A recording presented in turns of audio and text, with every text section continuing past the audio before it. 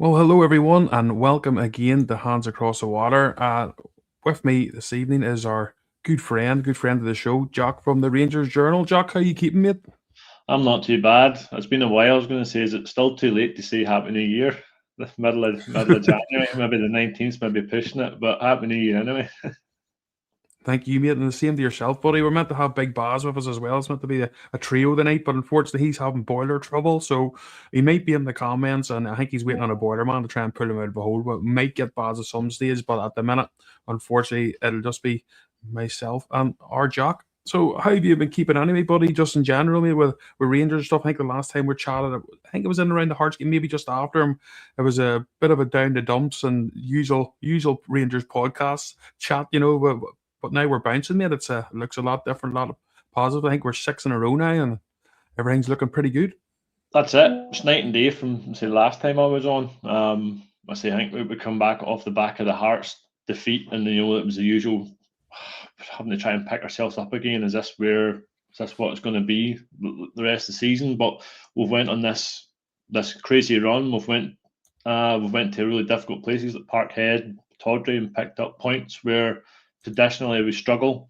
And we've put in some good performances along the way. So you just need to look at the league table and look at the position we're in now. We're in this title race. Very much so. Some big games coming up this weekend, but also next weekend, the weekend after as well. It's definitely good, especially after that Old Firm one.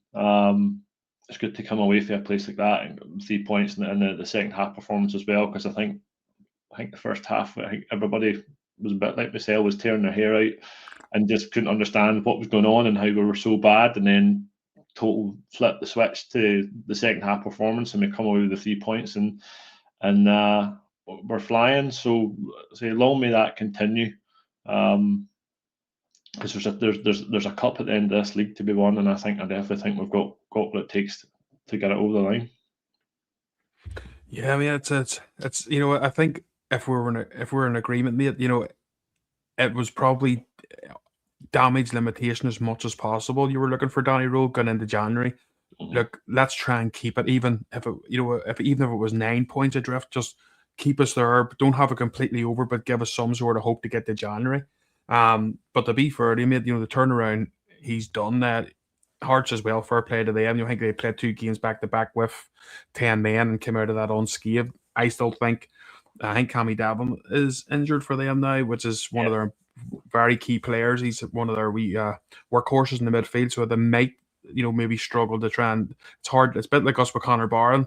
Maybe not always the quality, but when you've someone in there who's willing to run for the whole 90 minutes and get stuck in, it's hard to lose that sometimes, especially for a team like Hearts. But the thought, mate, for us winning those 5 league games in a row and getting to especially away to Parkhead and stuff, Motherwell, who we know are one of the best football sides in the country at the minute, if not the best. 2 games at Aberdeen, and it doesn't matter where Aberdeen in the league or what their form is like. When they play us, it's their cup final, as we know. Yeah.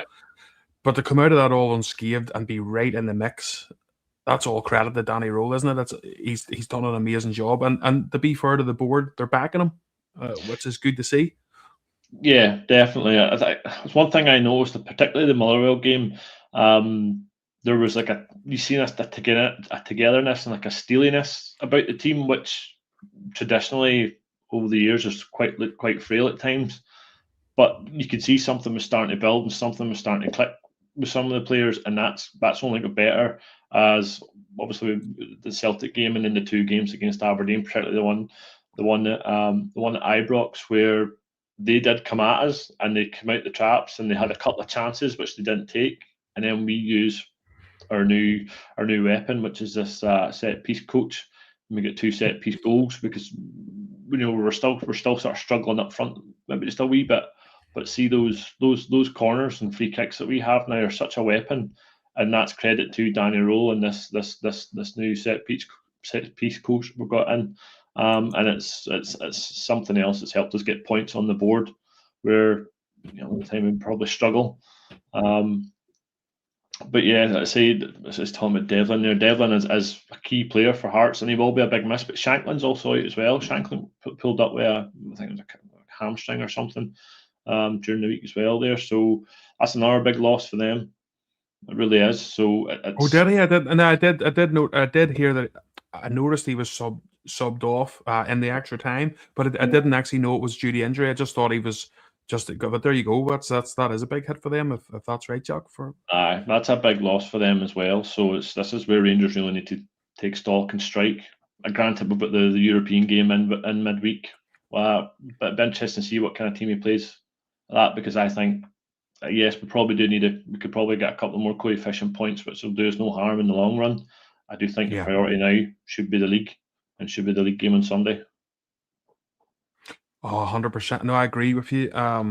Definitely everything has to be given to this league. You can't be in this situation we're in now and not throw everything at it. I know we're doing it with the signings, but especially if you don't want any injuries, so you don't, Jack, you know what I mean? But you don't want to, obviously, look, people's paying money and they want to watch Rangers win, of course, and 100%, especially same in Porto, people be paying a lot of money to travel there. But I think even the support who's going to those games, albeit they'll want to see a good Rangers team battling no matter what team it is. I think everyone understands, Jack, that all eyes will be on Dundee, and that's what it should be. Yeah, 100%. I say that's where I want the focus to go. But as always, the boys that do go on those away trips will have a great time. They always do. Some good memories from Porto last time we were there as well. I think we got a 1-1 draw. Morelos scored that night. So yeah, again for me, focus on the league. Just go all out in the league in the Scottish Cup. There's two trophies here, and as seen in the comments here, there's two dangerous teams out the cup. So that can only set us off in good stead. What's your thoughts on that? A part of me was going, "Flip me, there's a Hearts team out. That's good for us, obviously, because they're playing well." And then another part of me was going, when I thought about it, I was like, "Fuck here, hold on. That's one less competition for them to worry about. Now all they actually do have is league games. They'll not have, because obviously they're not in Europe this season. They won't have any cup games. So I don't know if that's a good. Well, it's a good thing. Obviously, that they're out. It's one of our rivals at the minute, but it can be a catch-22 a wee bit, can't it, because it's all they do now have to focus on is the league. Yeah, it can be, but it's difficult to say. The Scottish Cup can throw up some crazy results over the years, but I think it's only going to keep us in good stead, because I don't see us doing another Queen's Park at Ibrox. I think that that was just a freak result. We were going through a bad period.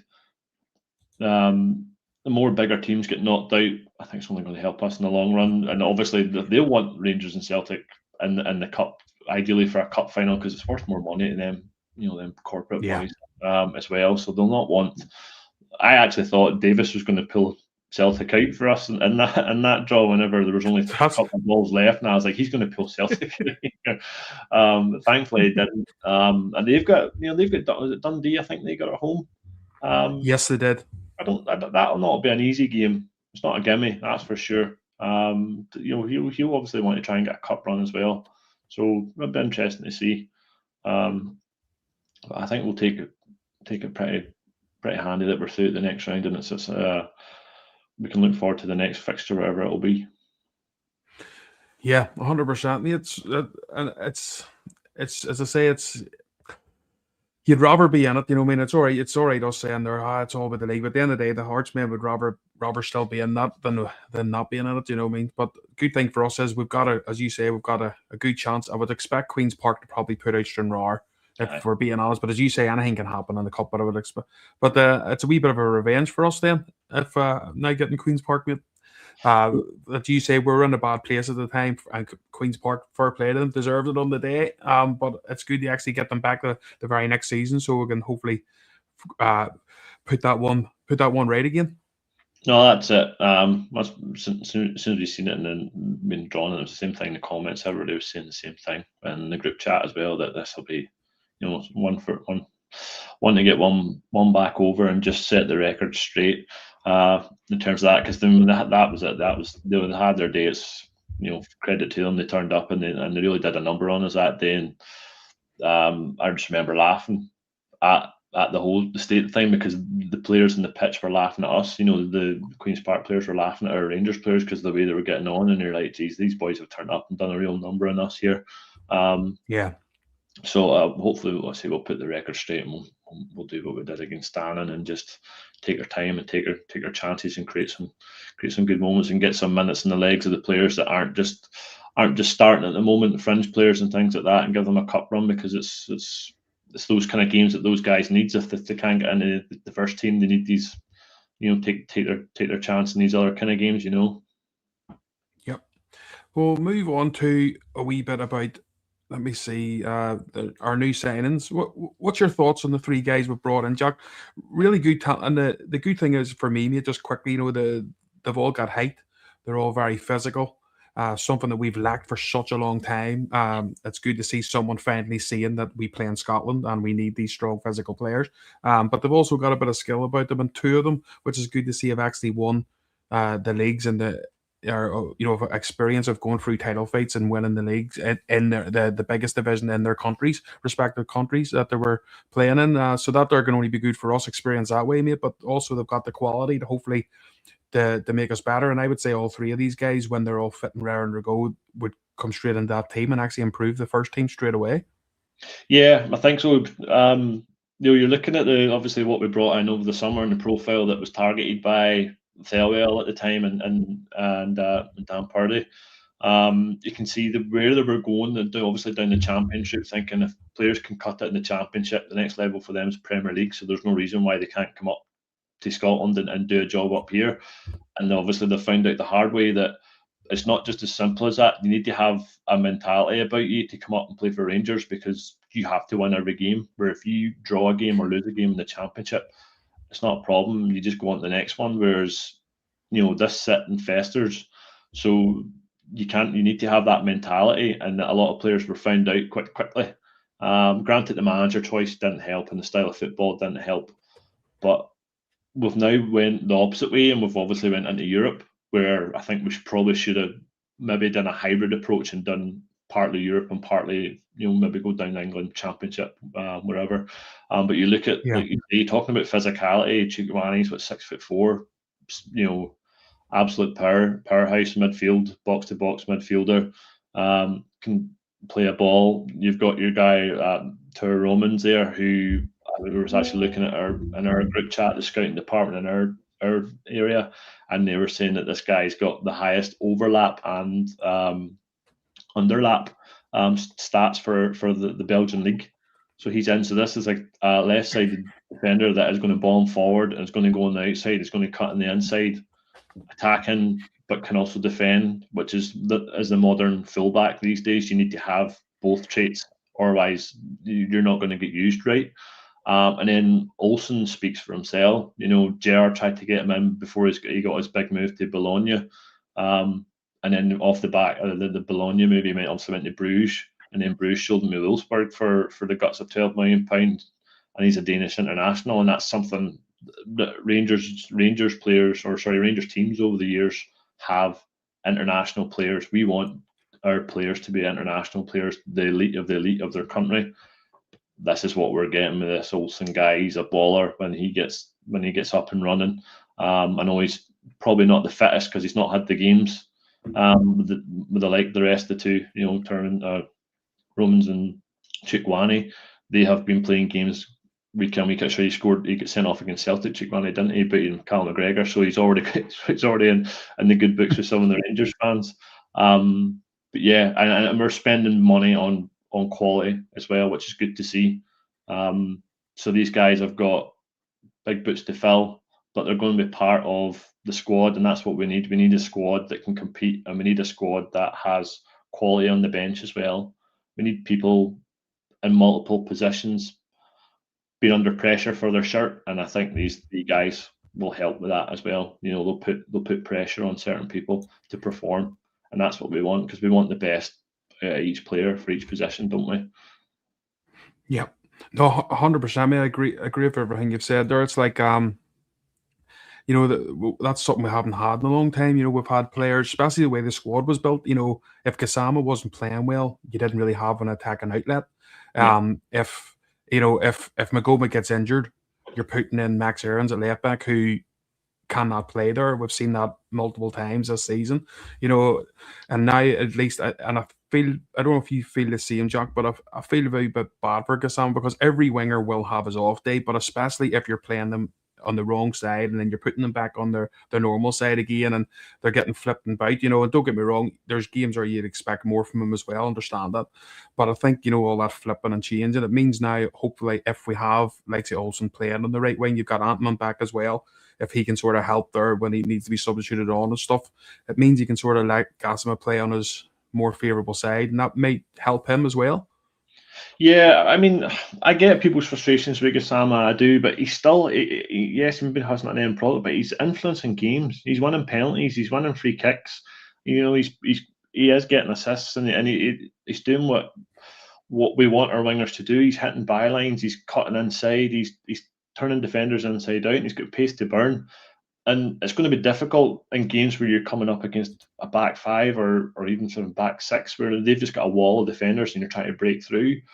But you see what he can provide. Like, look at the early part of the season in the Panathinaikos game where he scored that goal where he just burst through and then cut inside and put it in the top corner. That's in his locker. He's been doing, and I don't know how many times he's hit the post with that kind of effort. So I think we just have to give him cut him a bit of slack, because you say he's been played out of his natural position, but he still works. He still gives you everything. It's not like he goes out there and he huffs and he sulks and he just sort of mopes about. He gives you everything every time he plays, and he does cause problems. So I think it's one that I don't think we'll see him at Rangers for too long. I think we'll get the season out of him. He'll go to Spain or somewhere, and maybe go to Germany. I think Bruges are looking at him. So that's going to be money. That's going to be big money, considering we paid £2.5 million for him, which I think upset a lot of Sheffield United fans, or Sheffield Wednesday fans, sorry, at the time. But again, we took advantage of the situation they're in, and somebody else would have done the same. We just happened to get in there first and managed to sell the project. So I'm looking forward to seeing more of them, because I think if you look at the quality we're bringing in there, guys like Olsen, Chukwani, and Romans there, somebody else can bring the best out of them. New partnerships and things like that. It just needs that. So there's plenty more to come from the guy. 100% there is. Yeah, and another thing is too, have you not always noticed, because we only get Alan McCoy obviously commenting on our games when we're playing in Europe, but how many times as you see him in the middle, pass it to Gassama, man, pass it to Gassama. He's like, because they're like, pass it to him. Well, that's who we need to be set, or needing to get the ball to. And like, see Ali, who knows the game too. It's like him sort of looking there himself and going, looking like he knows him, so he could see that he's the Rangers' only threat. Yeah. What is that? I mean, this is the thing. It's options. We have options now. I seen the comments there. Somebody's wanting Curtis to stay. I thought Curtis was great at the weekend. Took his chance, was involved, hit the crossbar, set up a goal. Can't ask for more from the young man. Personally, I think if we're bringing in like the likes of Olsen, and he's not going to be getting game time, he needs game time, so I would stick him out on loan. I think he'd fit great into that Motherwell team. I think the style of football they play, I think Curtis would thrive there, even if it's just for till the end of the season. If they can guarantee him minutes, stick him out there and at least get him doing damage to other teams in the league, that particularly Celtic and Hearts and those around us. Yeah, 100%. Let me see. Just going through the comments here to see, because there was someone up there asking, what I am Eustace. Is it what the Motherwell striker's name? Is he trying to pronounce his name? What Manwasi. I say Manwasi, but it's probably wrong. Well, then I'll just go with you. Then I'll just follow your lead there. What do you think about him? I know it was a couple of. I think it was a team talk or something today saying that, but then a lot of people don't listen to them. They only look for clicks. So, yeah. But that the Rangers could be interested. There's a lot of the supporters on our page have been asking when I've been putting up who would we like, and a lot of the followers have been wanting to see him coming in. I know he might be linked across the city as well, but is that someone you'd like to see come in, Jack, or do you think Rangers would have to get rid of the likes of a Danilo or something before they could even look at a third attacker? If we're going for a number 9, I think we need to get rid of Danilo. Aye. This chap can play across 3, and I'd say he would probably do a job through the middle as well for us. He's only in the league. This is his first season with Motherwell, and he's 11 goals. I think he's already scored, and he scored definitely scored a cracking goal in the African Cup of Nations as well. So I mean, if you come into Scotland and you can score goals, you can certainly come into a Rangers squad because you're going to get more opportunities in a Rangers game with the quality that we have. He's going to be given up chances to create and score goals. So, yeah, I would certainly take a punt on him, and see how it goes, because we need somebody that can find the net. I think that's one thing we're crying out for. Is it's probably not going to be his sort of profile, but we need a poacher. We need a fox in the box, somebody that's going to get you 10, 15 goals, not by doing pretty things, but just being at the right place at the right time, and just timing runs, and just finding small pockets of space inside the box to find finishes. Like last person I can think that was sort of good at that would have been Cholak. That's how far back we're going. We've had somebody like that, not that doesn't run for days and days, but is technically good and just gets those sort of goals that our strikers just don't get. Yeah. And let me see what else. There's a couple of people asking Gent about a right back this window. I have no clue if we're going to get a right back or not, but I'm probably thinking with having two there already, Jack, I don't think that's somewhere Rangers would be. And unless, as we were talking about before we come on, unless something crazy came up and they were offered something that they couldn't turn down. But I don't know if that's a position to be actively looking, or do you think we maybe would, even though there's two already there, and Sterling to come back? Well, that's thanks to you. Starting to come back, he can play both. But I think what you're basically saying is we're looking for Tav's replacement.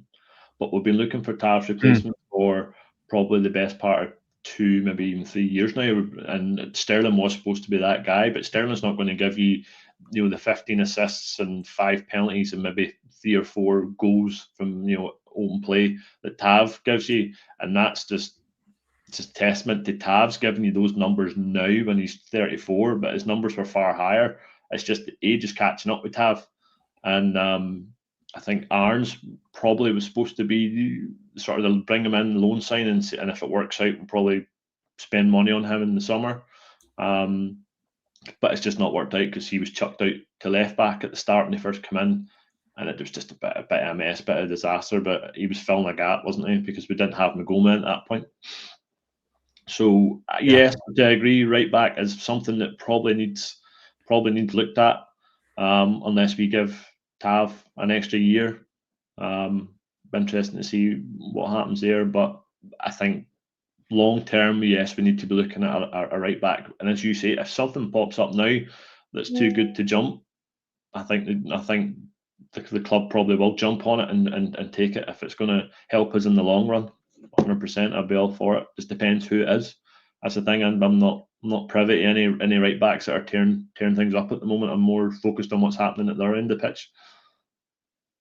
True, yeah, and I think that's where our struggles have been recently. Like, the defense was poor most of the season, and has been, but I think Danny Rule, to be fair to him, has really done his best. That was one of the most important things I think he's done, Jack, since he's come in. It's like, right, where are we weak? Let's sort that first, and then we'll worry about trying to go forward afterwards. And it seems to be he's more, he's thinking, right, I've got the defense sorted as much as as I can at the minute. It's not causing me crazy issues every week, but we do not create enough. But we're still won the games 1 or 2, by 1 goal or 2 goals.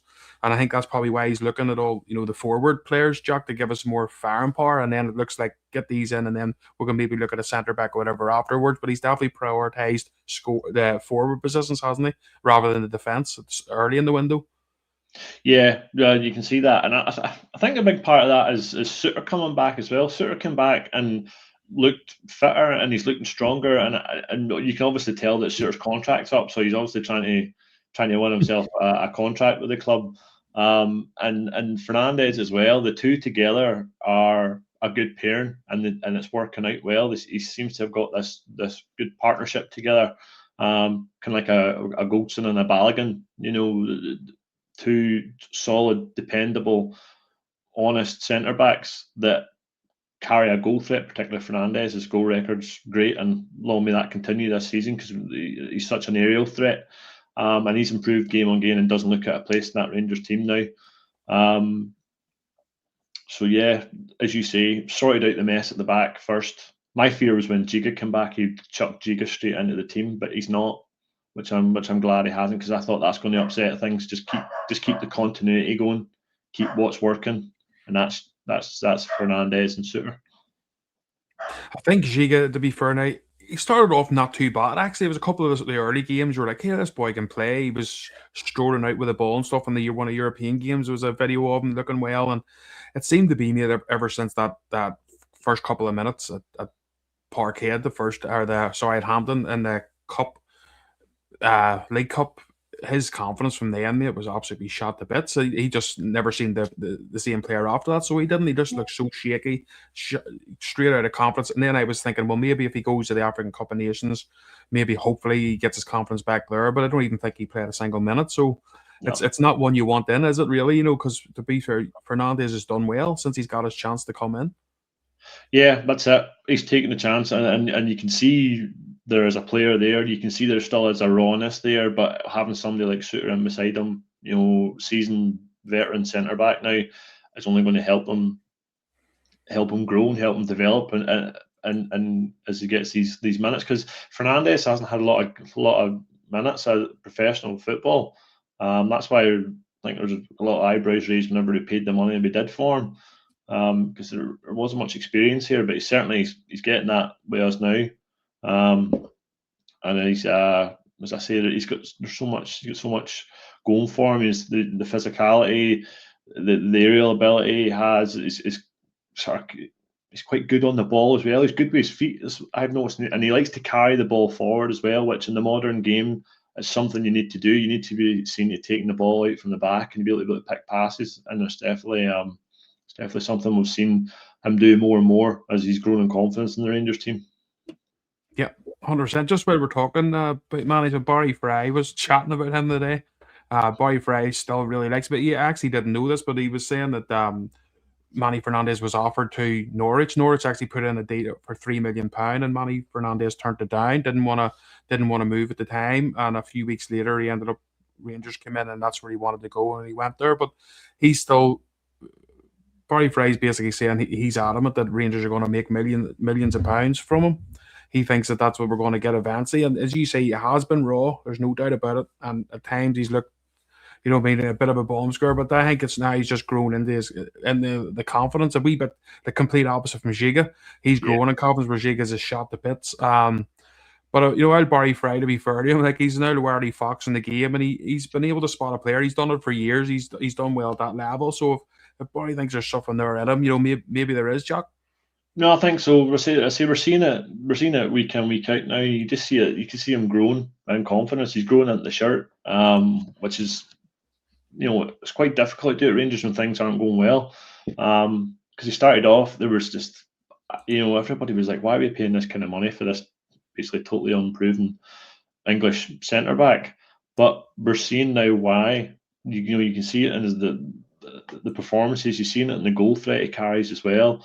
And the way the way he carries the ball, which is so important for centre backs these days, and the fact that he's young, he's English as well. That's pound signs for us, because there's a market for that. The Premier League have their own sort of mini transfer market between themselves with young English players, and they go for serious money, tens of millions of pounds, and you're looking, whenever they start a bid war between each other, you kind of scratch your head going, why are they paying this kind of money for this, basically a kid? And the Championship's not too dissimilar as well. There's this own sort of mini transfer market they have amongst themselves with young English talent, because they all think it's going to be the next big thing. Well, I do think this guy's going to go quite far. It'd be interesting to see where he's at the end of the season and who comes looking for him, because if he keeps scoring goals the way he's scoring goals, and he keeps doing the things, the basic defending, and throw himself in front of the ball, he's definitely picking up this sort of siege defender mentality from Suter by blocking things. And he was walking about there a couple of weeks ago with a burst slip, and he was showing everybody's burst slip. That's all character building, and all things Rangers fan want to see is if you play for the shirt, play for the fans, put your body on the line, and a shot comes in instead of shying away from it. You're only going to go up in stature with the fans, and you're only going to draw interest from teams, down south or maybe further afield, maybe in Europe. Yeah. What's your thoughts then also, mate? Because we've talked a lot about signings, who's came in, who could maybe possibly come in. But what's your thoughts on Danny Rowland, what he's done with the guys that were maybe 3 months ago, we'd have been saying he's never going to cut it here. The likes of your Asgards, Mioski wasn't scoring goals. Chermiti was an £8 million dud. We'd all of our podcasts, and everyone in our who was watching Rangers or commenting about Rangers was saying the same sort of things. Has that impressed you as well, Jack? Do you think how much confidence he's given these players? I think he made comment of the shirt was maybe a lot heavier 3 months ago than what it is now. And he's definitely given these guys a lot of confidence, hasn't he? And they're starting to turn good at the right time, which is perfect for us. Well, that's it. I mean, when they came in, middle October, and then you see where we're at now to compare with where we're sitting eighth in the league with 1 win, and now we've went on a run. Granted, the Hearts one was probably the blip that you can expect it from this Rangers team, but the bounce back from the blip has been phenomenal, and I don't think in the Rangers team the last couple of years has been able to do that. Once there's a blip, the heads go down and it's like, oh, here we go again. We're just going to go through the motions and we're just going to do the same thing. We'll try and we'll not perform and we'll just sit and feel sorry for ourselves. Where he's totally flipped that on its head, and as I said earlier, there's a steeliness about this team now. There's a togetherness and there's a bit of camaraderie there, and as you say, players like Asgard, who's now 4 goals in 6 games, and he's that free kick the weekend was ridiculous. I don't think he tries that 3 months ago in the Rangers shirt at Ibrox. I definitely don't. I think he's going to get closer to the ball if he wanted to. And then he looked like, as you say, like Chermiti, who again was just couldn't hit a barn door. He just looks night and day as well. Holding the ball up, showing his physicality, and being able to show what sort of attributes that he has, because we didn't see that. We just saw this guy come in, check his Wikipedia, and he's got like 1 goal in like 3 years, and you're like, why are we spending £8 million on this? Yeah, he's pulling these performances, and he's getting the best out of each player individually, and that's testament to his man management, because he's had to pick this team up off the floor essentially, especially after the first game, the European game, where we went away to Norway and we got absolutely tanned. Rangers in Europe is usually decent, but what Russell Martin did to this team just decimated the confidence and decimated the basics of football. He just had them so perplexed about what to do, and there was no attacking football. It was so bad. And as roles come in, he started at the back, he started at the spine, and he's worked his way forward. The only one area I just think we're still struggling with is the midfield, but I think that's down to the type of midfielders we have. So that's why we're hoping that guys like Tukmani come in, something different, and we can start building from the midfield instead of building from the back forward. But testament to Danny Role, he's not scared. The one thing I've picked up from the games as well is he's not scared to change it. If something's not working, he'll make a substitution, and that's won us more points this season than anything. Is him realizing, okay, this isn't working, let's change it. We'll try something else, or we'll maybe change shape. He's good at changing shape as well, and I think that's one thing we can say about this squad. There is a flexibility there where they can change shape during the game, and we can see out certain situations, and it ends up playing into our hands, which has done, because obviously look at the winning run we're on now in the league, back-to-back wins, which is that's what you need to win league titles, is you need to win games back-to-back. You can't stop start. My one fear is that we've got 8 draws. We've 8 draws, which is a lot of draws for winning a league. But this is a strange season where the 2 other teams are sort of dropping points as well. So yeah, I'm credit to him. He's surpassed my expectations of the guy. I really didn't think he'd be able to do what he's done. Well, we'll go on to another one here, because we've Lyle Cameron. Just get your thoughts on this one, Jack, because obviously a lot of the fans wanted to see Lyle Cameron coming in. I think he done an interview there over the weekend, basically saying that it was Philippe Clement obviously was the one that triggered the sign and wanted him, and then obviously Russell Martin came in and he got that wee injury, and then he got a few games under him, and then Rolls came in and Roll just doesn't fancy him. Well, you would like to, it's coming across that way anyway. He didn't give any chances, I don't think, for minutes. I think he maybe come on for a couple of minutes at the end of one of the matches, as far as I can remember. But he's went to Aberdeen, and obviously they had a wee banner up saying no old firm loans, and then they ended up having to eat humble pie when he was the best player in the pitch and got man of the match. So part of me's going, why didn't Danny Rose give him a chance? But Jack, another part of me's going, well, hold on a minute, how can I argue with what Danny Rose thinks, because look what he's done for us? So it's a catch-22. But what's your thoughts on Lyle Cameron going to Aberdeen in the first place? Would you prefer him to go somewhere else? Are you happy enough he's going there? And do you think he could be maybe someone that could come into the team next season if he gets a good, has a good end of the season with Aberdeen and maybe gets a good pre-season under his belt? Yeah, definitely. I mean, if you look at his stats and numbers for Dundee the season before he signed for us were great. He was scoring 10+ goals, and he was creating, he was assisting as well. So he's tailor made for Scottish football. So there's no doubt he can come in and do a job. He can be a squad player. Certainly, some glimpses that he'd shown under Russell Martin, he was probably one of the only ones that actually come out probably with pass marks during that period. And going to Aberdeen, big pressure going to Aberdeen these days. Obviously, it's even more so when you come to Rangers, because obviously they can't stand us. And as you see, it's just said with the banner there, they didn't want players for either side of the Old Firm, but whenever I think it was Scales went there, they basically rolled out the red carpet for him, and they couldn't be happier. He turns up and he puts in a man of the match performance in his first game. He's only met the guys, so it just shows you the character of the guy. He does want to be a success here. I think you can see that, and he said so himself. He had, as you say, he's went through 3 different managers in the space of a handful of months, and then I think these couple of injuries as well has probably knocked him back. So he's found it difficult. But he could have turned around and said, "No, I don't want to go on loan," and he could have sat and it could have just been a part of the training and the thing. But he's wanting to play football, and to me that's something to be applauded. So hopefully he goes there and he turns up against those around us. But like I said, but Curtis, send guys that are part of our squad out on loan to other teams that can do damage against those around us, so we can try and take advantage of them dropping points, particularly if guys like Curtis and Lyle Cameron are scoring goals or helping their team claw points against guys like Motherwell and Hibs, Hearts and Celtic. See, to be fair, Jack, it's one that Celtic's used for quite a long time. I mean, they've done that. They've done that for who was the midfielder they had? They brought ended up playing really well for them. Centre midfielder. I can't remember who, but he had went to them for a few seasons. Or we're talking about 5 years ago or so now. I can't remember his name. I'll remember it as the show goes on. But he ended up a very good player for Celtic and ended up getting sold for good money as well. So it's something they've used.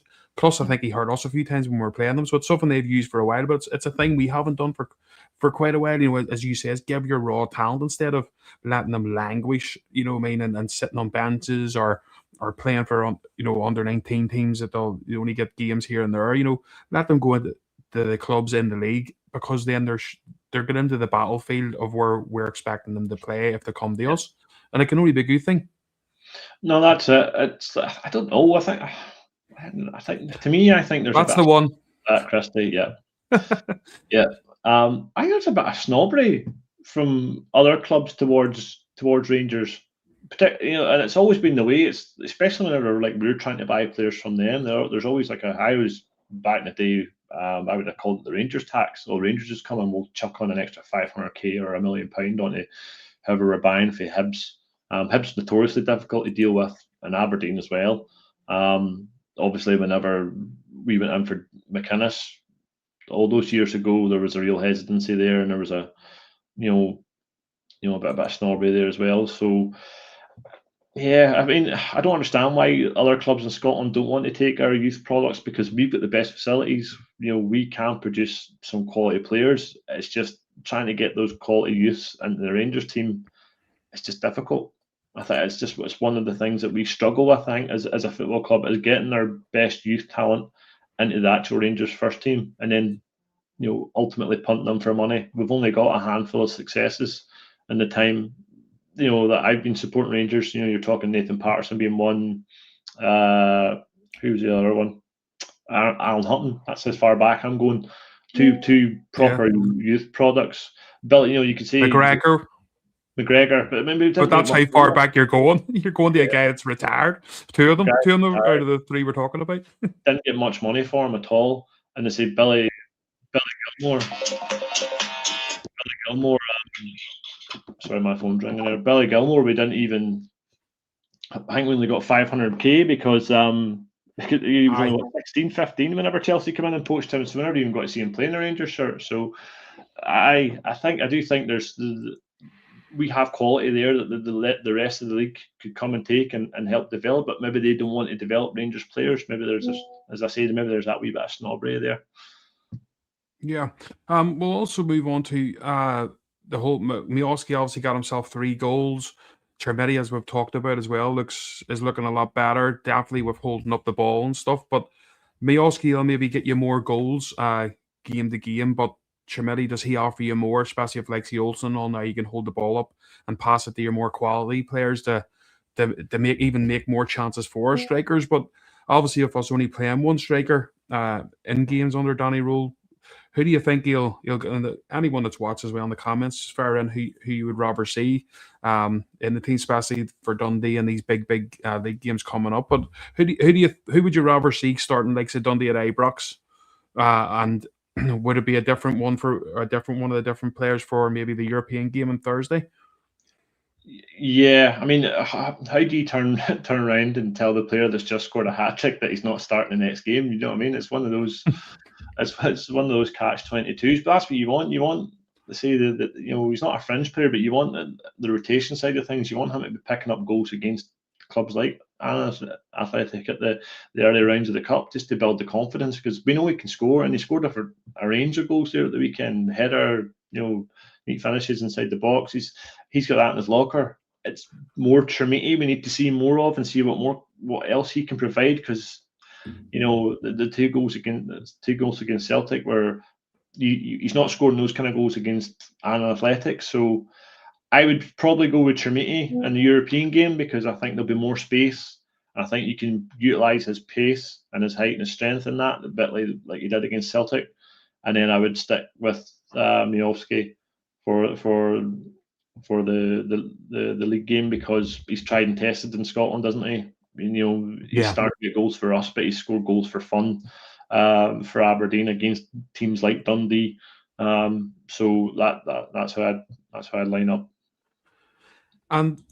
But he did hit a wee bit of a purple patch, Miovski, just before he got that wee injury as well, because he had scored and he'd done it was a great finish he done in Europe as well for us. So, and then it was just typical our luck. So he was coming into a bit of form there. And as I say, when he's got his chance again, and all right, it was only the cup. We know that it was only Annan, but at the end of the day, you still have to be in the right positions. And it was nice to take goals. The penalty obviously got the hat trick for the penalty, got him the hat trick. But you have to be in these positions to score the goals, and he did do them, and they were lovely finishes. So I would say he'll be a good player for us, just like the other players we were talking about, or like your Asgard and stuff. It just seems to be Danny Rose just brought something out of them, give them that confidence to deflect.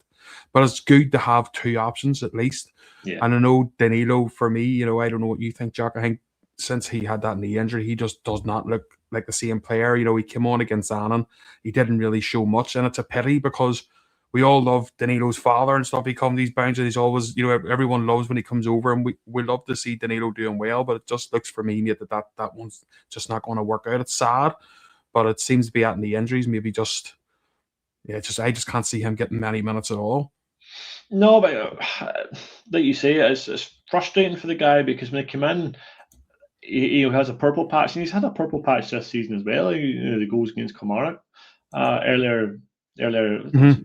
November, I think he got the goals against Kilmarnock when Danny Role first came in. So he's had that purple patch this season as well, and he's helped contribute so far. Just obviously not as much as we would like, but like you say, I think those injuries over the years have just done him. I think he's just lost that half a yard of sharpness. Now he's still Brazilian, and he's still going to be good with his feet. You can never take that away from him, but it just doesn't seem to be the same type of player, and I don't know if it's a confidence thing or if it is just the physical side of Scotland's just taking its toll on him.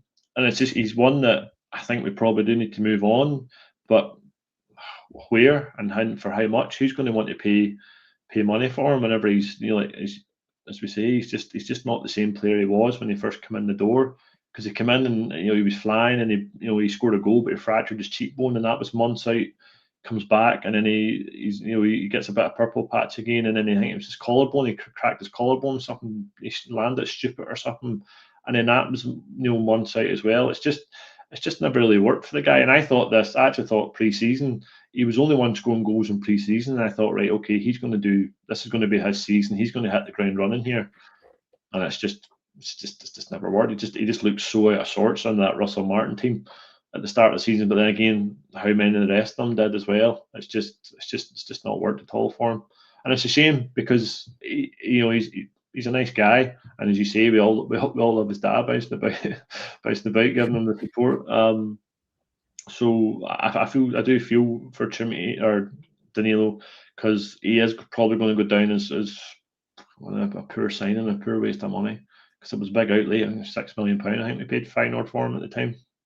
Yeah, it was, and with no chance of getting that back at all. But it's just a matter of if someone's willing to take up the wages. I think Rangers should be happy enough, to be honest, at this stage, and it just shows you how quick things can change. So, as I say, massive week, especially. As I say, we've all said this from the start. It's the weekend's game against Dundee is where most eyes are going to be. Obviously, Hearts and them that have to play each other as well, so it's a real chance for us to. Well, we're definitely going to, if we can get a win, we'll definitely be making points on at least one of the teams, if not two. Yourself, if we were ever on this show or on your show, Jack, talking, we'd always want Hearts to beat Celtic. That's as all the years we've watched Rangers, that's what you'd be wanting when they're going to Tynecastle. This could be the first time that we maybe won't want to see Hearts beating Celtic, and we don't want to see Celtic winning either. I'm going for a draw, be best outcome for us. I don't know what people in the comments think. I don't know about you, Jack. What's your thoughts on that one, mate? Ideally, it's a draw, but where's it at? Is it Tynecastle or is it Celtic Park? I think it's Tynecastle, because I think they have. I'm near sure it's Tynecastle. I could be wrong, but I think it is Tynecastle. I'll double check that. It's a tough place to go, as we all know. I say that we wilt it there whenever we went there. We were pretty poor the first half. Yeah, it's Tynecastle. Yeah, first half performance, was enough to get them the 3 points. So it's a tough place to go. We know. Granted, they've got the two injuries, as I said earlier, so that is a big loss for them. Particularly Shanklin. Shanklin's their captain and talisman, the goal scorer. That's a big loss for them. But I think McInnes will have a plan for them. McInnes he knows how to get the best out of what he has, and he'll make it difficult. It'll not be a walkover. It will be a difficult game. So it'll be interesting to see how it pans out. But I think a draw is what we want, because, as you say, if we can then get the 3 points against Dundee, that's us catching both teams, and I'd rather catch both teams at this point instead of having to try and catch one. So it'll be interesting to see how it goes. Hopefully there's I say I want some more injuries across both teams. I want both teams to lose influential players, because it's only going to help us in the long run.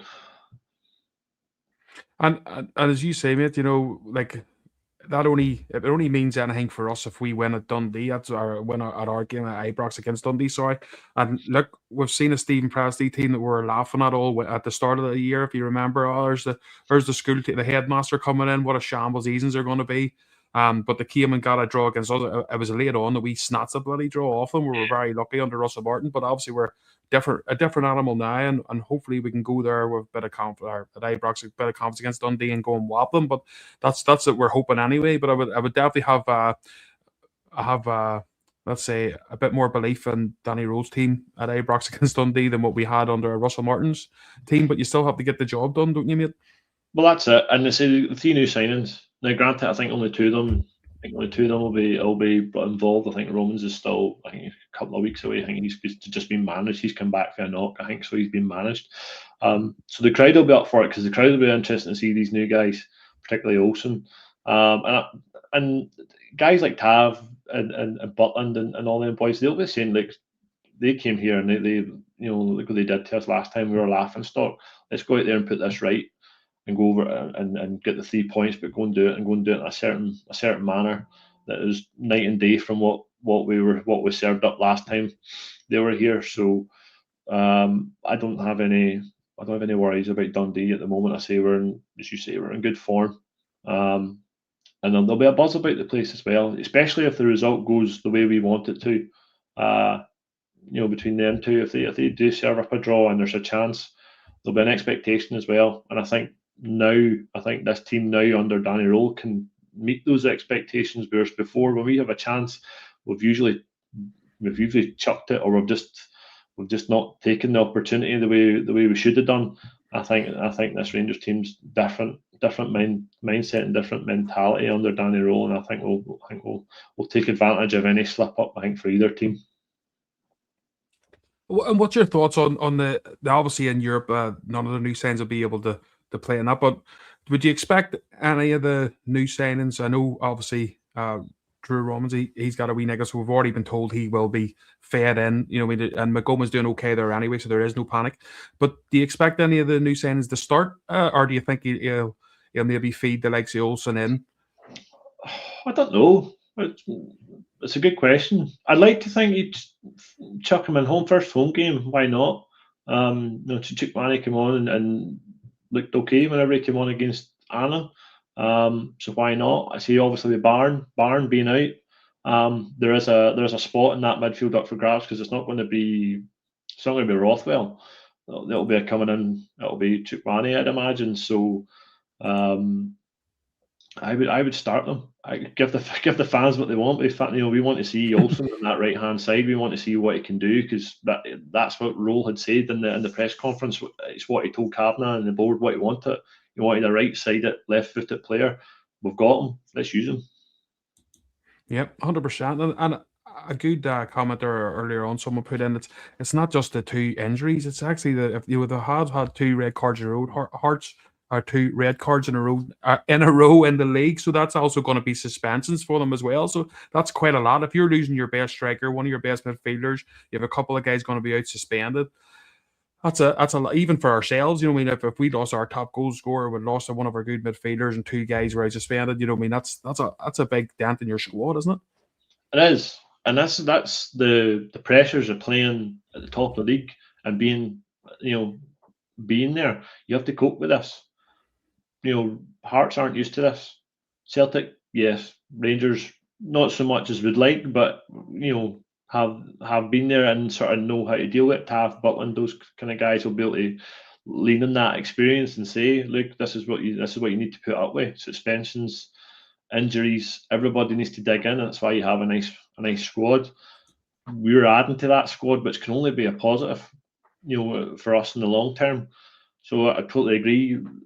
Suspensions and cards at this point of the season, this is where you're starting to get the business end of the season. They all add up and they all catch up with certain teams at certain points of the season. This looks to be Hearts, where it's starting to get to crunch time. So it will be interesting to see how they react. But this, Shankland being Hearts could go out and go straight and buy somebody. I'm sure Hearts will have their eye on certain players that nobody has seen. Look at your guy Braga they got, and nobody. I don't think anybody's seen him coming, and a great player, and it's just suited to this league. I'm sure Hearts will have their eye on somebody, so there'll be plenty of movement before the end of the window. So it's going to be an interesting end to the season, that's for sure. Yeah, and to be fair, they haven't been. They're not going to get back with the kind of money the Rangers are throwing out, but at the end of the day, they threw out nowhere near the kind of money we did in January, and they bought the better players.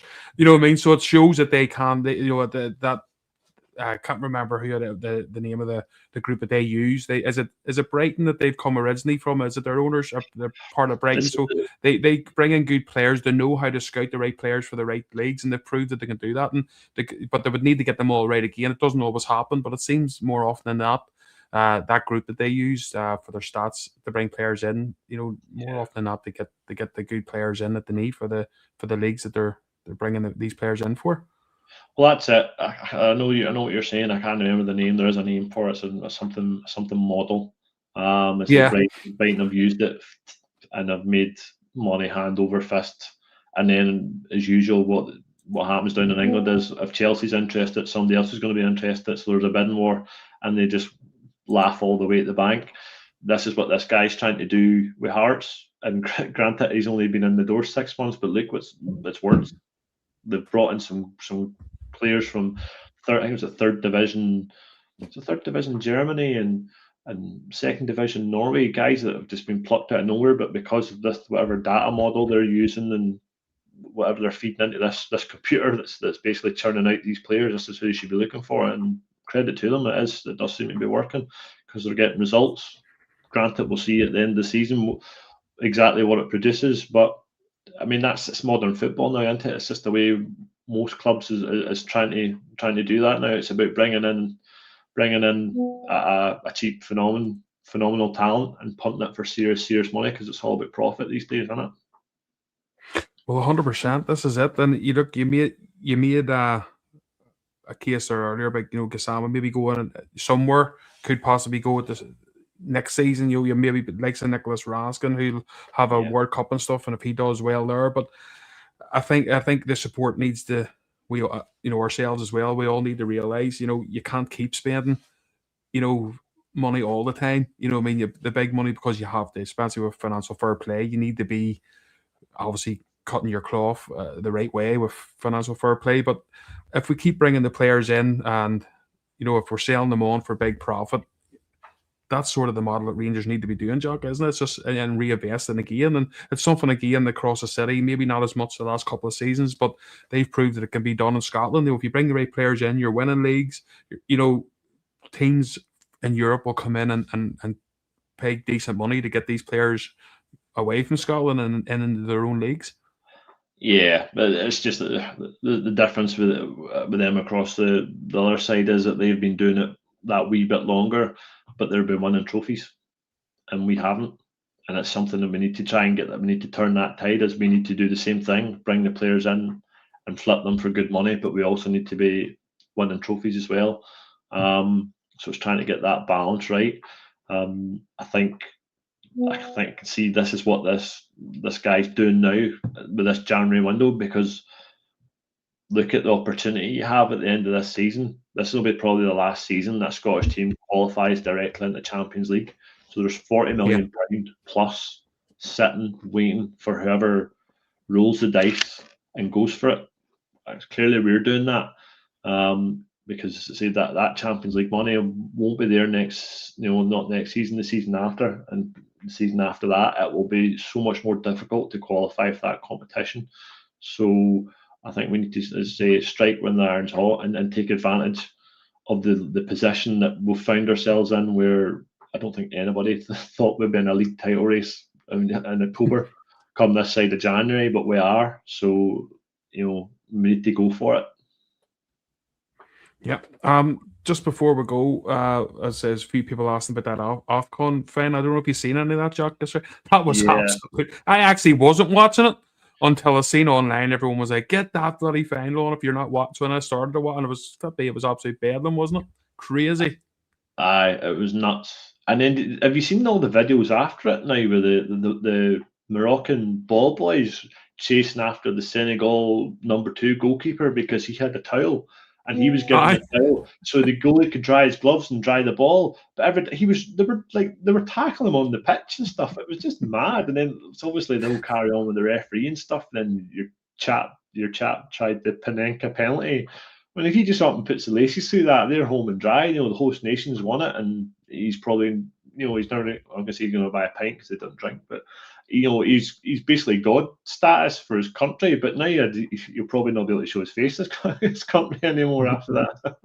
I think they took him off. They took him off at extra time so he could get a taxi and flight out of the country. I think.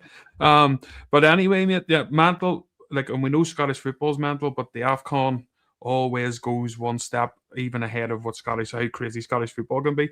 But Jack, thank you very much for coming on, mate. Do you want to just let everyone know where your Ranger Journal, where to get you and stuff, mate, if you want to do that?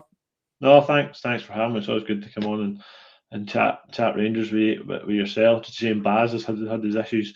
So yeah, I'm over at the Rangers Journal. You find us on Twitter, Facebook. I say we're on. I think the guys are actually on now. So if you finish here, you can jump across to there and catch the tail end of their pod. They're basically doing the same thing. But I say we're on. I think nearly every night during the week. And there's a members area as well where we do stuff in the members area. So head on over and give us a wee like and subscribe, folks. Cheers. Thanks, man. I appreciate that. I appreciate you coming on. And Baz, if you're still watching, come on, mate. You know what I mean? Per Jock, thankfully you were there, mate. Or as I say, I'd have been sitting here chatting on my own. It wouldn't have been just as fun. But I'm glad you came on. I really appreciate it. There's a couple going saying they're going to be switching over to the Journal. So we'll let you guys all do that. As I say, the Journal's on. Jack's told you there, so you can switch from us on the Journal. They'll be live. And thank you very much for joining us. Me and Baz will be with you again soon. I'll try and get a wee Friday show or something going. See if we can get a wee guest on to do that. I'll try and sort something out through the week anyway. But thank you everyone for joining us. We've really enjoyed your company. See ya.